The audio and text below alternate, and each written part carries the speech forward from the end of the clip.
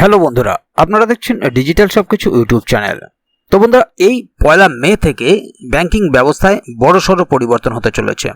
একাধিক ব্যাংক জুড়ে যাচ্ছে অন্য ব্যাংকের সঙ্গে। হ্যাঁ, সরকারের কিছু নীতির আওতায় এই ধরনের পরিবর্তন আসছে এবং এই পরিবর্তনের ফলে সাধারণ গ্রাহকদের উপর কি ধরনের প্রভাব পড়তে পারে সেটা আপনাদের যাদের ব্যাংকে অ্যাকাউন্ট আছে তাদের জন্য অত্যন্ত গুরুত্বপূর্ণ। অন্যান্য রাজ্যগুলির পাশাপাশি পশ্চিমবঙ্গেরও 3টি ব্যাংক এই আওতায় পড়েছে। তাই সেই সমস্ত ব্যাংকগুলিতেও যে সমস্ত গ্রাহকদের অ্যাকাউন্ট আছে তাদের জন্য বিষয়টি জানা অত্যন্ত গুরুত্বপূর্ণ। কারণ এই পরিবর্তনগুলির ফলে তারা কি করবেন আগামী দিনে, বা কিভাবে তাদের অ্যাকাউন্ট সচল রাখবেন বা পরিচালনা করবেন, বা সেগুলির ওপর কি ধরনের কি সমস্যা হতে পারে, আদৌ কোনো সমস্যা হবে কি না, এই ধরনের বিভিন্ন প্রশ্ন উঠে আসছে। তো সম্পূর্ণ বিষয়টি আপনাদেরকে ক্লিয়ার করব আজকের এই ভিডিওর মাধ্যমে, এবং কেন এই ব্যাংকগুলি মার্জ হচ্ছে বা কেন একাধিক ব্যাংক অন্য ব্যাংকের সঙ্গে জুড়ে যাচ্ছে, সেই সমস্ত কিছু আপডেট জানার জন্য অবশ্যই ভিডিওটিকে প্রথম থেকে শেষ অবধি পুরোটাই দেখুন মনোযোগ সহকারে, যাতে করে কোনো জায়গায় বুঝতে আপনাদের কোনো প্রকারের অসুবিধা না হয়। এছাড়াও আপনি যদি আমাদের চ্যানেলে প্রথমবার হয়ে থাকেন তাহলে অবশ্যই চ্যানেলটিকে সাবস্ক্রাইব করে বেল আইকনটি প্রেস করে অল নোটিফিকেশনে ক্লিক করে দিন, যাতে করে আমাদের চ্যানেলে যখনই কোনো নতুন ভিডিও আপলোড হবে তার সরাসরি আপনার কাছে পৌঁছে যায়। তো চলুন দেখে নেওয়া যাক এখানে বিষয়টি ঠিক কি বলা হচ্ছে।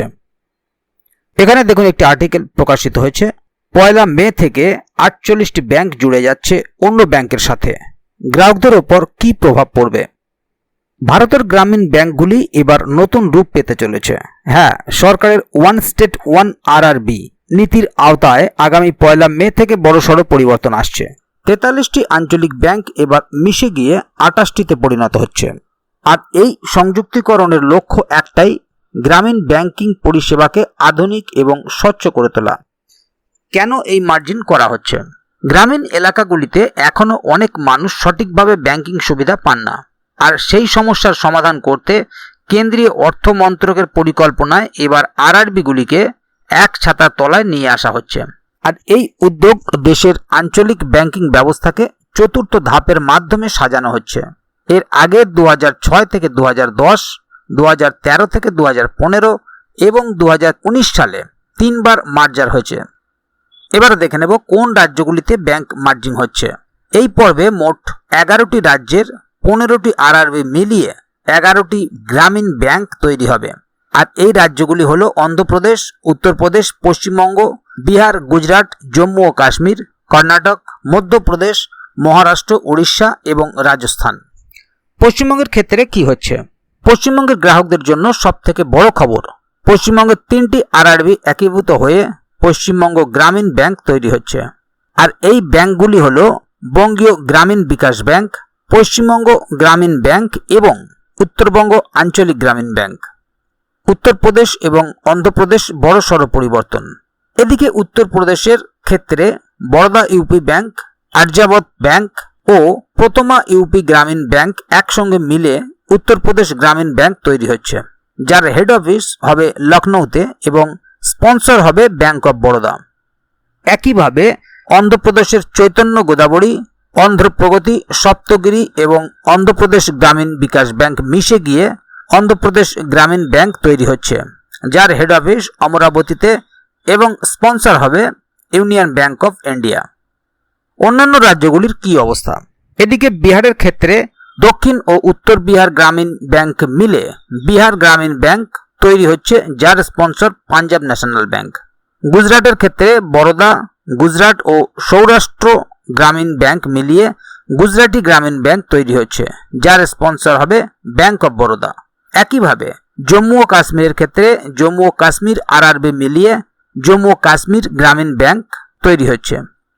সাধারণ গ্রাহকদের কি হবে? যাদের এই মার্জার হওয়া ব্যাংকগুলিতে অ্যাকাউন্ট রয়েছে তাদের কোনো চিন্তার কারণ নেই। হ্যাঁ, অ্যাকাউন্ট নম্বর, ব্যালেন্স কিংবা পরিষেবায় কোনো রকম ঘাটতি দেখা যাবে না। শুধু পরিবর্তন হবে ব্যাংকের নাম এবং আইএফএসসি কোড, আর যেটা ব্যাংক নিজে থেকে গ্রাহকদের সতর্ক করে দেবে। তাহলে বন্ধুরা, বুঝতেই পাচ্ছেন এখানে বিষয়টি ঠিক কি বলা হলো। মূলত কিছু ব্যাংক এখানে একসঙ্গে হয়ে যাচ্ছে, মার্জ হয়ে যাচ্ছে। তাই এই সমস্ত ব্যাংকগুলিতে আপনাদের যাদের অ্যাকাউন্ট আছে তাদের চিন্তার কোনো কারণ নেই।